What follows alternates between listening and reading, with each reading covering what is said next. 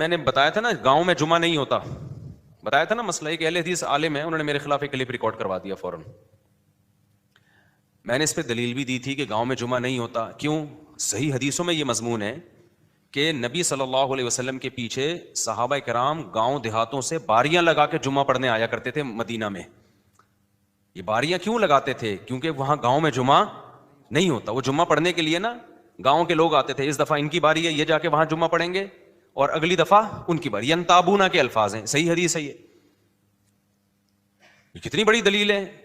حالانکہ ظہر کی نمازیں تو وہ باریاں لگا کے. میں نے بتایا تھا نا گاؤں میں جمعہ نہیں ہوتا، بتایا تھا نا مسئلہ. ایک اہل حدیث عالم ہے، انہوں نے میرے خلاف ایک کلپ ریکارڈ کروا دیا فوراً. میں نے اس پہ دلیل بھی دی تھی کہ گاؤں میں جمعہ نہیں ہوتا. کیوں؟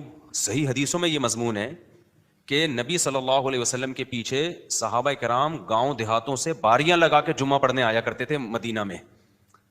یہ باریاں کیوں لگاتے تھے؟ کیونکہ وہاں گاؤں میں جمعہ نہیں ہوتا. وہ جمعہ پڑھنے کے لیے نا گاؤں کے لوگ آتے تھے، اس دفعہ ان کی باری ہے، یہ جا کے وہاں جمعہ پڑھیں گے، اور اگلی دفعہ ان کی باری. ینتابونا کے الفاظ ہیں، صحیح حدیث ہے یہ کتنی بڑی دلیل ہے. حالانکہ ظہر کی نمازیں تو وہ باریاں لگا کے نہیں پڑھنے آ رہے نبی کے پیچھے. فجر کی نمازوں میں باریاں نہیں لگا رہے، عصر کی نمازوں میں باریاں ان کو پتہ یہاں ہو جاتی ہے، جمعے میں باریاں لگا رہے ہیں وہ.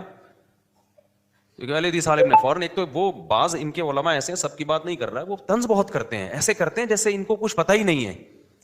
تو محترم نے فوراً ایک میرے خلاف کلپ بنا دیا. اب کیونکہ زیادہ مشہور نہیں ہے، میں نام لوں گا تو مشہور ہونے کا خطرہ ہوتا ہے. پھر بعض دفعہ کسی مشہور کے خلاف انسان بیان اس لیے کرتا ہے تاکہ وہ میرا نام لے کے رد کریں اور میں بھی پھیل جاؤں. انہوں نے میرے خلاف کلپ بنا دیا، اس حدیث کا کوئی جواب نہیں دیا. کتنی بڑی دلیل ہے یہ. جواب یہ دیا کہ فلاں حدیث میں ملتا ہے کہ بحرین میں ایک گاؤں تھا جہاں جمعے کی نماز ہوتی تھی. لوگوں نے کہا کہ سب کے کمنٹس ان کے حق میں کہ یار زبردست جواب دے دیا. یہ تو آپ ہماری قوم کی سینس ہے. کوئی پوچھنے والا نہیں ہے کہ مکہ مدینہ سے ٹاپتے ٹاپتے آپ پہنچے کہاں؟ بحرین. جبکہ دیگر روایات سے پتہ چلتا ہے کہ وہ گاؤں نہیں تھا، قصبہ کبیرہ تھا، بہت بڑی آبادی تھی. وہ قریہ کبیرہ ہونا، یہ بڑا قصبہ، وہ بھی شہری کے حکم میں ہے. یہ تو خود اس بات کی دلیل ہے کہ اگر بحرین کے کسی گاؤں میں ہو رہا ہے اور بیچ کا کوئی گاؤں آپ کو ایکسپلین کرنے کے لیے نہیں ملا، تو یہ تو ہماری دلیل ہے، اس کی علامت ہے کہ واقعی نبی کے دور میں گاؤں میں جمعہ نہیں ہوتا تھا. لیکن لوگوں میں، تبھی میں کہتا ہوں مجتہدین کو فالو کرو، مجتہدین کو. آج کل کے اسکالرس کو فالو مت کرو، بہت خلط مبحث کر دیتے ہیں یہ لوگ، دائیں بائیں بائیں سے دائیں. میں وزیر آباد میں تھا نا، تو 3 طلاق کے مسئلے پر بڑی بحث ہوئی وہاں پہ. میں نے پورا مسئلہ ریکارڈ کروایا کہ 3 طلاقیں 3 ہی ہوتی ہیں. تو کسی نے مجھے اہل حدیث کا فتویٰ لا کے دکھایا، اس میں یہ لکھا ہوا تھا کہ بھائی اب یہ پرانا دور ہے، اب تو لوگوں کو قرآن و حدیث سمجھ میں آنا شروع ہو گیا ہے. تو ان کے الفاظ یہ تھے ان عالم کے کہ دیکھو اب تو مصر میں بھی قانون بن گیا کہ 3 طلاقیں ایک ہوں گی، اور اب تو سوڈان میں بھی قانون بن گیا ہے 3 طلاقیں ایک ہوں گی، اب تو فلاں ملک میں بھی قانون بن گیا 3 طلاقیں ایک ہوں گی. تو وہ بڑے متاثر ہو کہہ رہے ہیں یار مفتی صاحب، یہ اتنے بڑے بڑے ملک 3 طلاق کو ان کی عدالتیں ایک کر رہی ہیں، پرانا قانون ختم کر کے نا 3 طلاق 3 والا ختم کر کے ایک پہ لا رہی ہیں، تو یہ سارے بیوقوف تو نہیں ہیں. میں نے کہا انہی کی اس بات میں ان کی دلیل کا جواب ہے.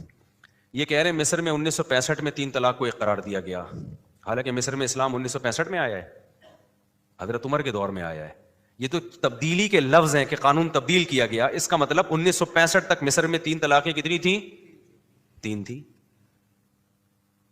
یعنی 1300 سال تک عدالتوں میں یہ حکم رہا ہے 3 ہوں گی. 1300 سال کے بعد والا مصر اچھا ہے. 1300 سال تک مصر کے علماء عدالتیں گھاس کھا رہی تھی بیٹھ کے.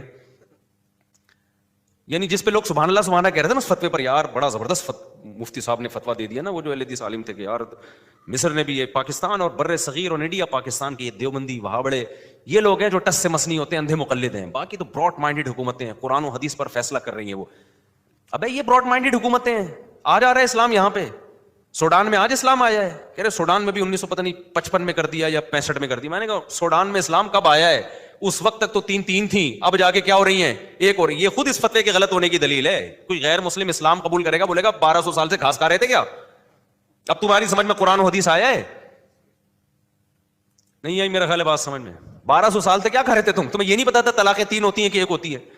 اور ہمیں کہتے ہیں دیوبندی ایسے کرنے